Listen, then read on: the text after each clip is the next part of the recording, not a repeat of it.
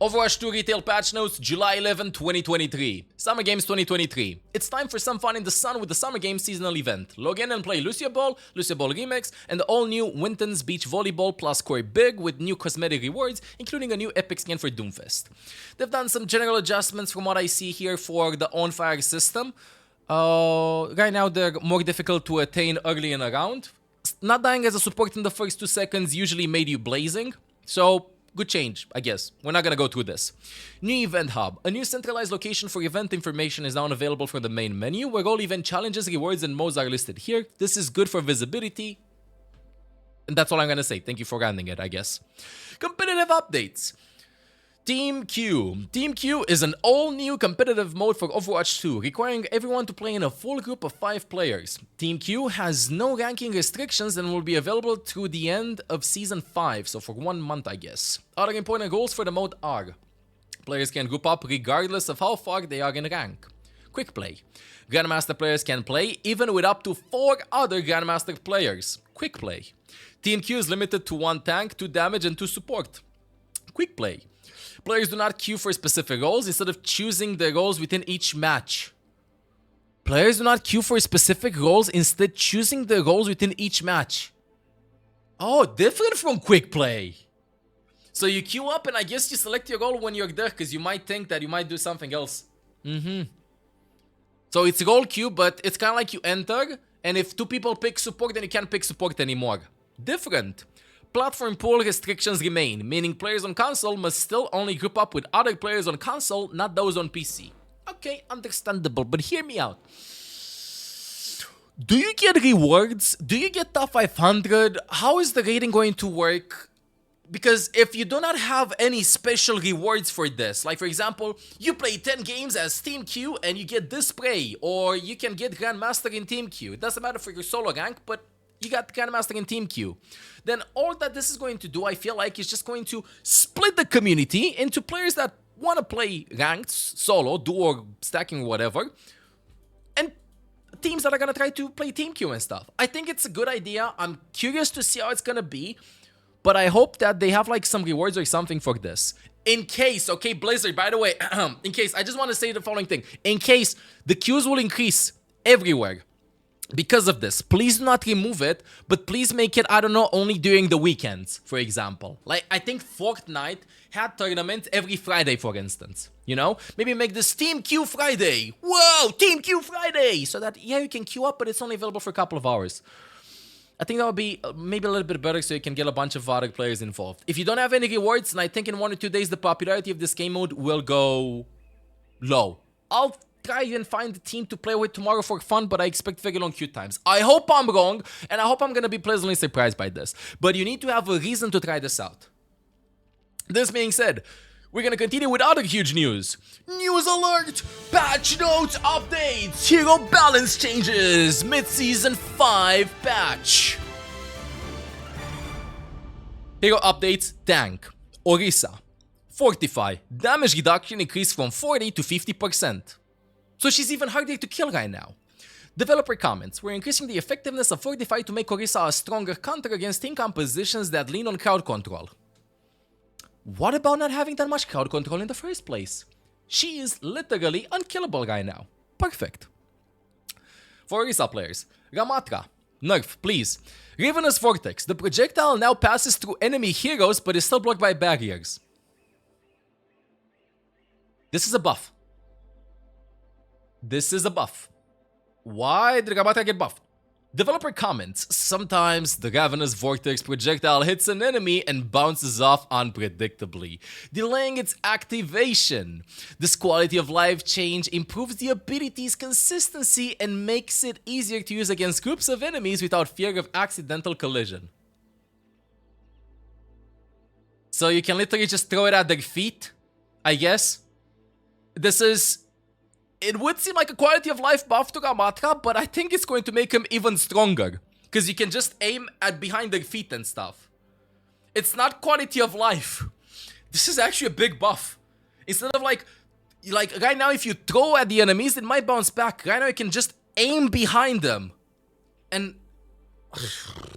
I don't like this. This is a buff for Ramatra. Ramatra got buffed. Because like in the previous patch, it bounced back. But right now, if you aim at somebody's legs, it's not going to bounce back. It's going to stick on the ground. It's going to go through them. Oh my god. Gamatra buffs. Yeah, I don't know. Have tanks been saying that tank role is weak in Season 5? What is Blizzard cooking again? Reinhardt. Maximum health increased from 1,200 to 1,400 on his barrier field. Ah, yes, of course. Yes, of course. A direct correlation. Why did tanks get buffed? Why did tanks get buffed? Why does Blizzard still do this consistently? We don't know what to do with the game, so let's add more CC. But wait, tanks are dying pretty fast, so let's make them tankier. And then, like, the same thing over and over and over, just power creep. It's been more than half a decade of Overwatch, and the same mistakes are happening over and over again. I don't think that Reinhardt needs more shield. What is this? Reinhardt doesn't need more shield. Maybe if you would argue Reinhardt's survivability, it would be, I don't know, give him 25 extra armor and stuff like that. I don't think the shield is... Developer comments. We're increasing Reinhardt's barrier uptime to help him better protect his allies. Ah, yes. We'll be keeping an eye out on this as we want to avoid situations where players feel like they are always shooting at barriers. Yeah, my opinion, this was not needed, this was not needed, this was not needed. They just get tankier. They're trying to buff heroes that are strong already because other heroes are stronger. Overwatch 1 yet again. Wrecking Ball. Okay. Developer quad cannons. Manual reload time reduced from 2 to 1.6 seconds. Does not affect the automatic reload while transforming into a ball, which is still 2 seconds. So if you and then you reload, you do it 0.4 seconds faster. This means that in theory you're gonna do more damage because you have more bullets because you reload faster. I don't think this is gonna be that game breaking compared to the other changes, but it's still a question mark buff for Wrecking Ball. But I mean, sure. I don't think he needed this. Yeah, but why doesn't Ana reload 0.2 seconds faster, you know? Why doesn't Lifeweaver do 1.1 damage extra? Like, I don't know. How are they doing this? It's a tiny buff. I know it's a tiny buff, but that's the thing with Overwatch. Slowly but surely, it creeps, you know? You have a wall. And of course you're gonna expect, I don't know, a bulldozer or whatever to just go through the wall. But changes in Overwatch are not like that. Changes in Overwatch are like this. This is the wall. Today, I'm gonna hammer a little bit there. And then a little bit there. And then a little bit there. And then a little bit there. And then I'm gonna watch the wall collapse. That's how these changes feel like. I don't know about the tank changes. I think Ramatra should have received a small nerf. D.Va should have received a small nerf. Orisa maybe, if she's that weak, give her more playmaking potential rather than just be Bear Grylls simulator trying to survive while 5 enemies are shooting at you and you're just existing there. Because the reason why Orisa has not played that much also by players is because she's not that fun to play from what people are saying, because Orisa game is Resident Sleeper. And Wrecking Ball, I don't know about this one. I guess they're just testing. It's okay. Wrecking Ball is gonna faster reload. I think Wrecking Ball has faster reload right now than some DPSs and some supports. Interesting. Good to know. Damage changes. Let's go! Sojourn. Railgun. Number of shots to reach maximum spread increased from 8 to 12. And spread reduced by 12%. Okay. Developer comments. We're decreasing the overall spread on the Railgun primary fire to help Sojourn build energy more consistently. The increased shots before reaching maximum spread will give players more direct control over aiming the projectiles when firing short bursts. TLDR, it should be easier to get your one-shot, to get your Railgun charged up. You have 4 extra bullets until you reach this, and also the spread is a little bit lower. I don't think this is going to make her broken as she was in the first couple of seasons. I personally would love Sojourn to be played yet again, and I don't think this is going to be like an over-the-top change compared to the other ones that we have talked about this. I think it's okay. I don't think she's gonna be broken. I want to see what 12% spread means though, and what this means too. We'll see. Soldier 76. Oh, wait a second. We're cooking. We are cooking. Soldier is the star of this patch so far. Heavy pulse rifle. Damage increased from 18 to 19. Helix rockets. Explosion damage increased from 80 to 90. And biotic field healing per second increased from 35 to 40. One of Soldier's 7... Wait. I guess, I'm a Soldier main now. Developer comments, one of Soldier 76's strengths is his reliable damage output, but it hasn't quite been effective enough after his last round of changes. We'd like to avoid going all the way back up to 20 damage on his primary fire since it has proven too powerful in the past, so instead we're adjusting both primary and secondary fire damage slightly. He'll also be able to stay in the fight longer and support, not the H word, support his team more effectively with extra healing from the biotic field. Okay, so Soldier's getting some tiny buffs. This isn't a tiny buff. 1 extra damage in 25 bullets. Yeah, that's plus headshot damage in this. This is going to be it's a pretty big buff. This is also a pretty big buff. Tiny. Yeah, it's a tiny change, chat. It's a tiny one. What are we talking about? No, Soldier is probably going to be played a ton. I think that these changes paired up with, for example, nano boost or mercy damage boost or stuff like that, paired up with some damage boost, Soldier's gonna be played a lot. It's going to be a fun time playing Soldier 76 and maybe Sojourn. I don't know if this is enough to make him meta though, especially because Echo is being played a lot, Farah is being played a lot, but I think that if they want to do stuff to Soldier and other hit scans that are not that reliable as snipers, for example, to take care of the ones that are flying all over the map, just decrease the range damage fall off so that the damage fall off kicks in at a longer range. So that he can actually do something when people are in Narnia. Maybe that would be better rather than increase the damage and stuff. I'm just throwing this out here. I personally don't mind Soldier being meta.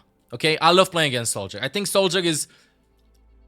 If I'd have to pick between playing against Sombra every game or Soldier every game, I'd pick Soldier. You can outplay Soldier. You can sleep him, you can nade him. His flanking potential is okay. He's not going to TP halfway across the map. Soldier, I feel like, is fun to play with and to play against. Just my 2 cents. So I don't think it's going to be that dramatic compared to buffing, I don't know, Sombra to be played every game or Mei to be played every game. Symmetra. Oh, wait a second. I just said that Soldier is the star of this, but maybe Symmetra is. Photon Projector. Secondary fire maximum impact damage increased from 45 to 50, and secondary fire maximum explosion damage increased from 45 to 50. So she does more damage with her right click. Okay? More damage with her right click. But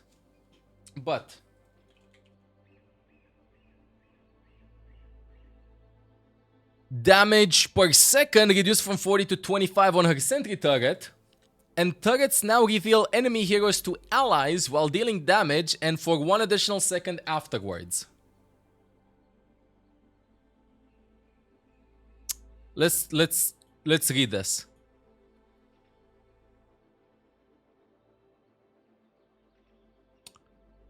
Symmetra is exceptionally map dependent, to the point where she is oppressive in certain situations, yet ineffectual in others. The following changes increase her weapon effectiveness while lessening some of the frustration caused by her targets. The photon projectile primary fire is now an even more pointed counter against certain heroes due to its conditional shield health regeneration. Wait, the photon projector primary fire is now an even more pointed counter against certain heroes due to its conditional shield health regeneration? Did they not? They didn't talk about this. They didn't talk about primary fire here. What? I only see right click. Is now even more pointed counter towards against certain heroes. Whatever. And the secondary fire, maybe a typo. Maybe a typo or maybe they forgot to add a change here. I don't know. And the secondary fire now takes 1 less fully charged projectile to eliminate most heroes. Okay. Symmetra's turrets are especially powerful when focusing on the same target due to their combined total damage output coupled with their slowing effect. We're lowering their road damage and angling them towards utility to make spreading them out a more viable option. So... let's talk a little bit about this. Yeah, I'm confused because it says primary fire is now an even more pointed counter while they don't mention a single change. So, oh well, we'll have to wait and see. Because I know that they changed it like a while ago that you can regen ammo of shield or stuff like that. So, here's my opinion on this. This is what I would call encouraging active playmaking. Symmetra and Torbjorn, okay, who I guess, I'm gonna go fast with the notes. Okay, deployed turret damage has been reduced. So, Symmetra and Torbjorn have been kind of oppressive in lower ranks, I feel like. Right? Because you just throw the turrets there and nobody's destroying them. Now, I think that Blizzard is trying to promote active playmaking with Symmetra and Torbjorn. Take the power away from the turrets and make them onto the hero overall, not the building aspects of the hero, right? So her gun got buffed, and her sentry turret, a little bit lower damage, but now has a special effect. Which is a little bit worrying if you think about it, because it says, now reveal enemy heroes to allies while dealing damage and for 1 additional second afterwards. This means that you essentially have wall hack with Symmetra on an ability, similar to Sonic Arrow. Right? It's like you're playing Cypher in Valorant, and you get tripwired. Instead of setting up nests of 3 turrets, you can use them to scout enemies and see who's flanking from there. Because your outplay would be to destroy the turrets on the side. But if you do that, then you're gonna give your position away that you're flanking with Tracer. It will pretty much always reveal. You have wall hack on this. Okay, I like this change. Maybe we might see Symmetra meta. It's a weird synergy, yeah, I agree. It's a little bit odd. I'm not a big fan of wall hacks non-stop. But, you're literally like Cypher from Valorant. You literally have a camera. Literally, you have a camera right now. Imagine if you could attack Sombra invisible. No way. No way. Okay, Torbjorn. Developer comments. Torbjorn's target was a bit too much. Let's just read first. Secondary fire spread reduced from 5 to 4.5 angles. Ah, yes. 4.5 degrees. Yes. Yeah. Huge. I don't know what this means. Deployed target. Damage reduced from 14 to 11. And cooldown increased from 10 to 12. Okay, what are you gonna do to compensate? Tighter spread. Why is it calculated in degrees? Cooldown increased from 10 to 12. Okay, not that tragic, honestly. And overload now reloads 6 ammo in use. Oh. Okay, this is a big change. Imagine if Ana would cast Nano and she gets a couple of ammo on use. Why 6? For 2 right clicks, I guess. Developer comment. Torbjorn's target has a bit too much impact for little investment, so he's shifting some of its power to the rest of his kit to reward more accurate gunplay. Overload now partially reloads ammo, which guarantees that there is no downtime between activating the ability and shooting projectiles. Okay. So, same principle as Symmetra. Encouraging active playmaking rather than just throwing the turret on the ground or placing sim turrets and then playing the game. Is this a buff? This is a nerf to the heroes in lower rankings, but a buff to the heroes in higher rankings. The best way to explain it. So Symmetra and Torbjorn will be stronger in Masters and Grandmaster and in Pro Play, but will be weaker in Bronze, in Silver, and Gold, which is okay. Support changes. I am scared. Developer comments for Kiriko. Before developer comments. Healing of Fuda. Recovery reduced from 1 to 0.9 seconds. Okay. Originally, we increased your Fuda recovery time to promote more kunai usage between healing bursts. Despite that benefit, we're partially reverting that change so the primary fire feels more responsive in situations where Kiriko is pressured to focus entirely on healing. What this means is that you effectively can do more heal because you can heal faster because your Fuda recharge faster. That's what it means. So like, you know how you throw this? You throw your Fuda, and it takes 1 second for your Fuda to be recharged. Now it's 0.1 seconds faster. Because there is something with Kiriko that I call the Kiridom, in which you can throw your Fuda, and then you can throw 2 kunai. And you could do that a little bit more consistent if this is at 1 second. This being at 0.9 seconds, they want you to do 1 kunai and heal for a little bit. It's just 10%. It's not gonna matter that much. Okay? Like, it's not gonna matter that much. It's a micro buff. And Zenyatta. Let's see. Orb of Discord. Maximum range reduced from 40 to 30 meters.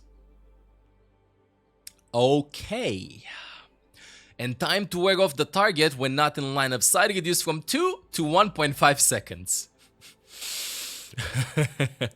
Developer comments. The combination of these changes will make it riskier for Zenyatta to apply Discord and increase counterplay for the affected target. What this means is that you have to walk closer to the enemies in order to apply Discord Orb. I'm going to explain in a second what these changes mean in-game. I'm going to enter training range and maybe show you some in-game examples. Now, will this matter that much? Let's see how much 30 meters means. Okay, I think Winston can probably close the distance. I think some heroes can close the distance. Is Zenyatta unplayable right now? No. Is this more balanced? Yes. We'll wait and see what's gonna happen. Because right now, if you push forward, you have to be closer to them to apply it. We're gonna test on some maps to see if this change is big or not, to see if they calculated the 25% decrease in his range, maximum range of applying Discord Orb, or not, or it's just a random number. But this one line of sight to deny it from 2 to 1.5 seconds, this change is very small. Okay, and Lifeweaver buffs? Did Blizzard forget about Lifeweaver? Lifeweaver buffs? What? Okay, and before we're done with this, I just want to go really fast to see if we have some Kiriko bug fixes. Ping system, other bug fixes, maps. Wait, we have a hero section, Am I blind? Kiriko. Fix the melee animation not playing if used right after protection Suzu.